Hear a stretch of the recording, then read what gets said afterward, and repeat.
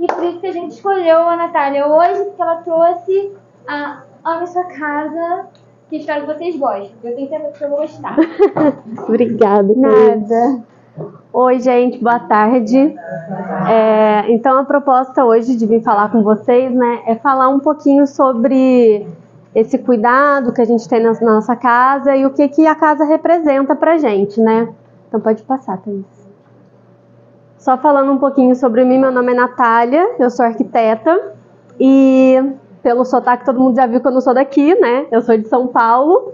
E foi aí que tudo começou, na verdade, que eu vim de lá para fazer arquitetura aqui em Niterói em 2012 e a partir daí eu saí da casa dos meus pais, que foi a casa onde eu cresci e que era uma casa muito confortável, toda cuidadinha, cheirinho de casa de mãe e tudo mais, e vim morar em Niterói dividindo apartamento com outras amigas.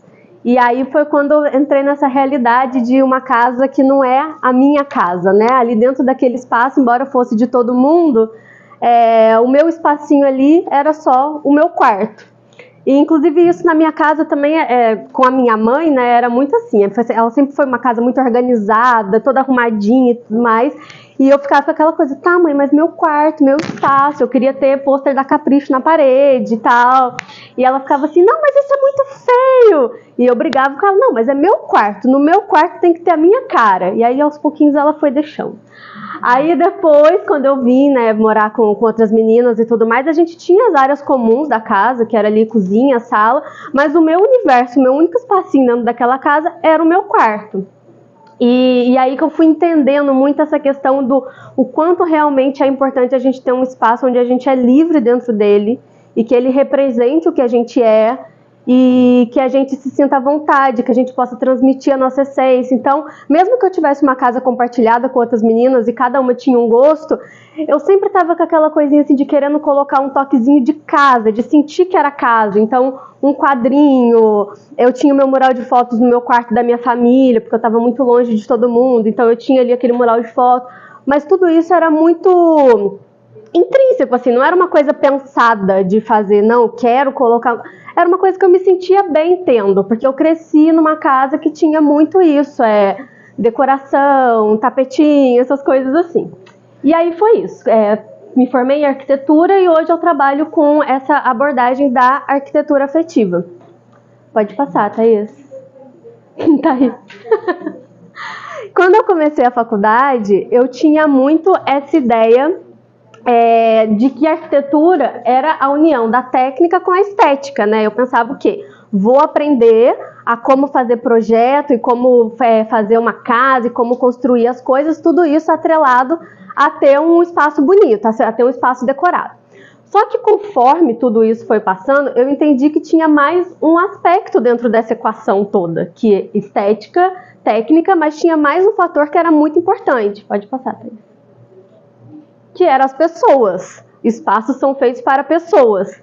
E foi a partir daí que eu trouxe essa questão da arquitetura afetiva.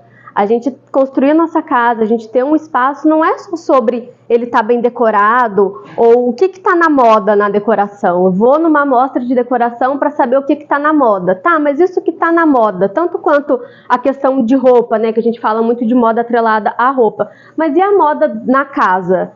Aquela moda que estão falando que é para se usar, combina comigo? Por exemplo, a questão de ter um conceito aberto, né, que hoje se usa muito, de juntar a sala com a cozinha e ter aquele espaço todo aberto. Ok, fica lindo, mas para minha família, para minha casa, para os meus hábitos, isso faz sentido? Se, por exemplo, você é uma pessoa que gosta muito de fazer fritura, ou se a sua cozinha você não consegue manter aquela organização sempre, será que realmente para você é a melhor opção ter essa cozinha aberta? Talvez não, talvez é uma coisa que está se usando, mas que para você pessoalmente isso não funciona.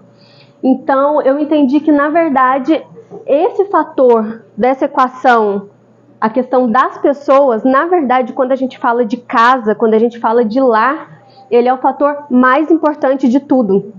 E essas três coisas, elas nunca podem estar isoladas, mas ainda assim que as três precisam ser um conjunto de coisas, a gente pensar em quem são as pessoas que vão usar esse espaço, isso é o mais importante na hora de pensar sobre casa.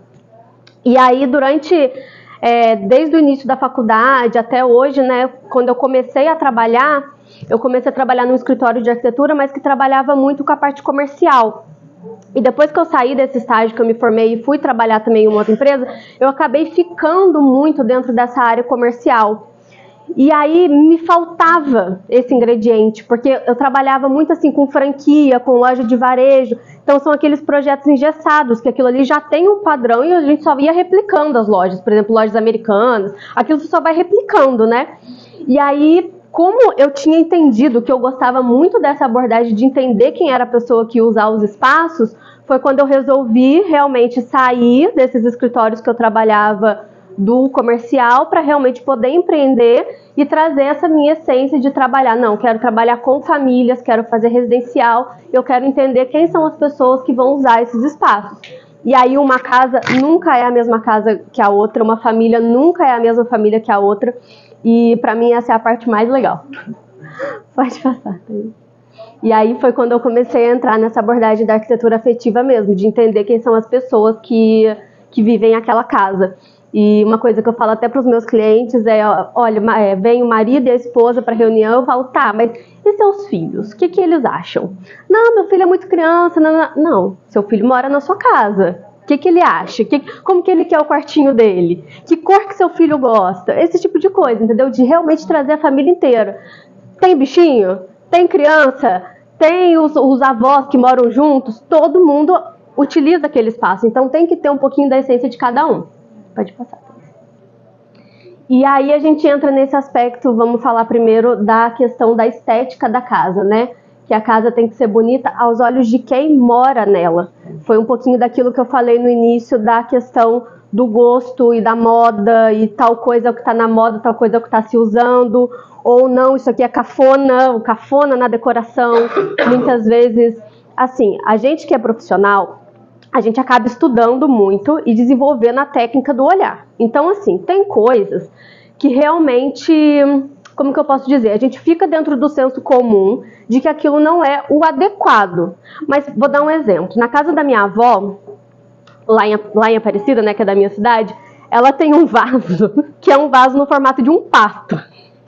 E definitivamente não é uma coisa bonita, assim, o que entra no senso do estético do bonito. É uma coisa que, a princípio, quando você olha só o elemento, você fala assim, poxa, um vaso em formato de pato é uma coisa cafona. Mas eu já falei pra ela que eu quero aquilo pra minha casa um dia, que ela me deixe aquilo de herança. Por quê? Esse vaso da casa da minha avó é onde ela deixava guardada umas moedinhas, que quando a gente era criança, era nesse vaso que a gente ia pegar as moedinhas para poder ir no bar comprar doce. E esse vaso da casa dela representa para mim muito a casa da minha avó. Muito. Então é uma coisa que eu vou ter na decoração da minha casa, embora seja um item, tipo um vaso de pato, cafonérrimo. Mas vai estar na minha casa um dia representando a minha avó. Então, é muito essa coisa da casa bonita realmente aos olhos de quem mora nela. A gente, como profissional, a gente vai orientar o que é fácil de limpar. Um piso polido, por exemplo, é muito perigoso, porque você pode escorregar. Todas essas questões técnicas, mas quando alguém vira para mim e fala assim, não, Natália, isso aqui para mim tem uma representação muito importante de alguma coisa, ou a pessoa, por exemplo, mudou de casa. Então, ela cresceu naquela casa e agora está indo para a casa nova dela e não, eu vou levar esse item porque isso aqui representa a casa onde eu cresci.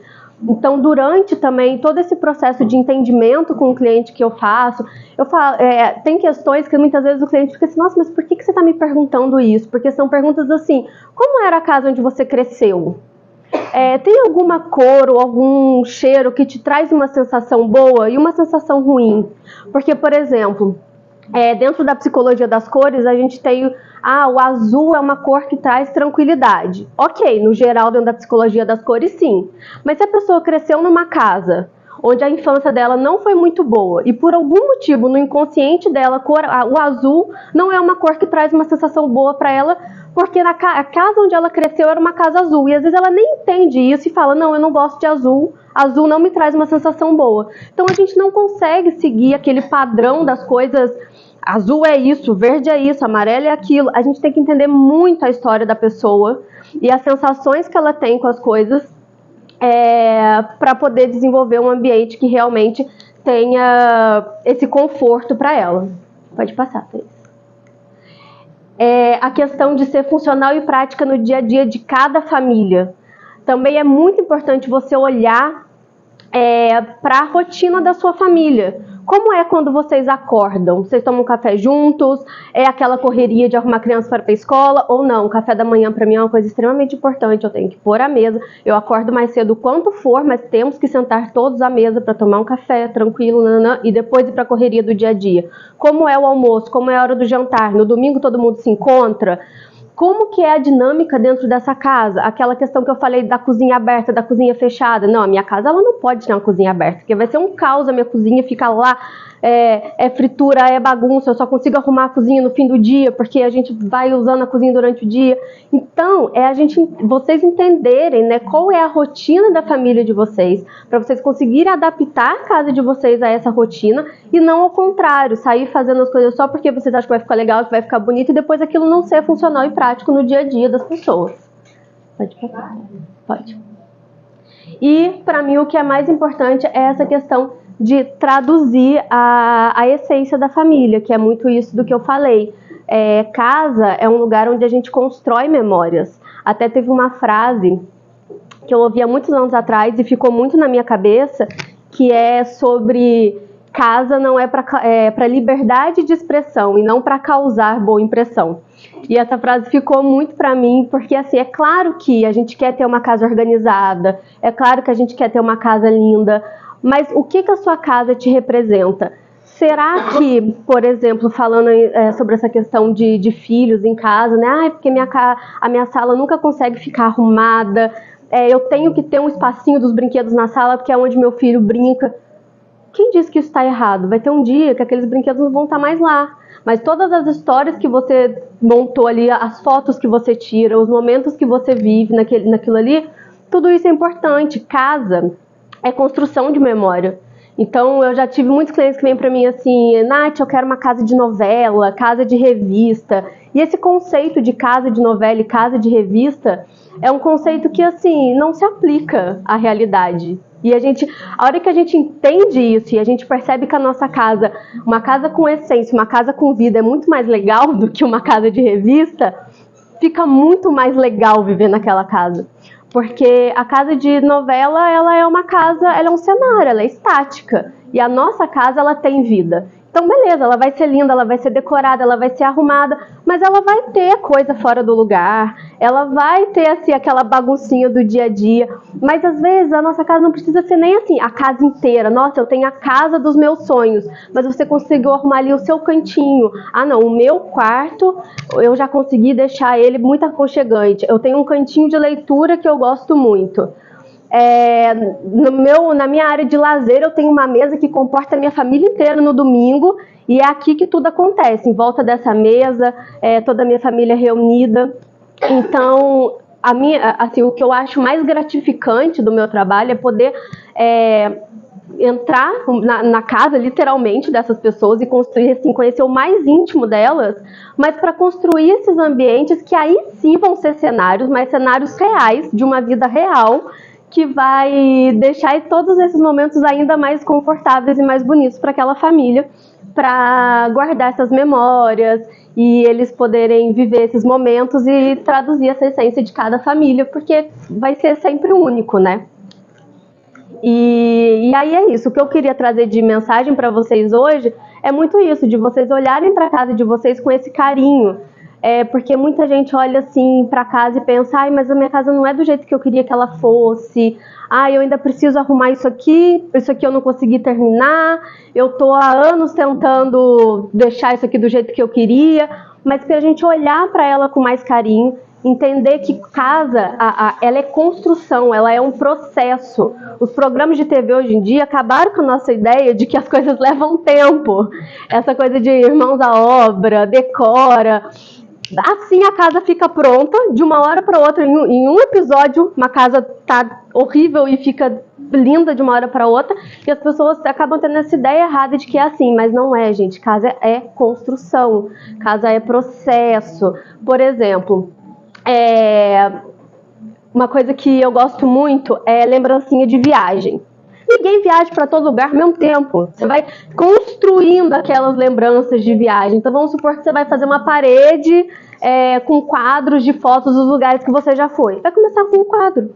Aí depois vai entrar outro, e depois outro, e depois outro. Então casa é construção. Conforme você vai passando os anos naquela casa, você vai construindo o que aquela casa é. Né? Outro exemplo muito importante, casa alugada. Tem muita gente que vive numa casa alugada e fala, não vou fazer nada, porque a casa não é minha e tudo mais. Ok, você não vai fazer grandes reformas, você não vai fazer grandes obras, mas você vai trazer essência para aquela casa. E a essência não está em derrubar a parede, a essência não está em trocar piso, trocar revestimento. Não, a essência está em você trazer esses elementos, várias coisas que você vai comprar e depois aquilo vai andar com você. Um sofá confortável para sua família sentar e assistir televisão, uma cama gostosa, a decoração das paredes, tudo isso, sabe? Então vocês vão construindo a casa de vocês, tornando ela de verdade um lar. Porque casa sem isso é só tijolo. E quando a gente traz todos esses elementos que a gente gosta e que traz conforto para nossa família e que deixa a gente feliz, aí sim ela vai se tornando um lar. Pode passar, Thaís. E aí a mensagem mais importante é essa: sua casa é o melhor lugar do mundo para cada um. O melhor lugar do mundo para Thaís vai ser de um jeito, para Flávia vai ser de outro, para mim é de outro. Então, mas é aquele lugar onde você entra e é ali que você pode ser quem você é. Tipo assim, você chega o mundo lá fora tá acabando, você chega cansado do trabalho, mas nas horas que você chega dentro da sua casa, é o lugar onde você se sente mais relaxada e mais confiante, confortável, e é o lugar onde você realmente precisa e pode ser você mesmo sempre. Então, tenha a casa de vocês como o melhor lugar do mundo para vocês, torne essa casa o melhor lugar do mundo para vocês, mesmo que isso leve tempo, mas realmente é um processo, e é isso, é essa a mensagem que eu queria deixar para vocês.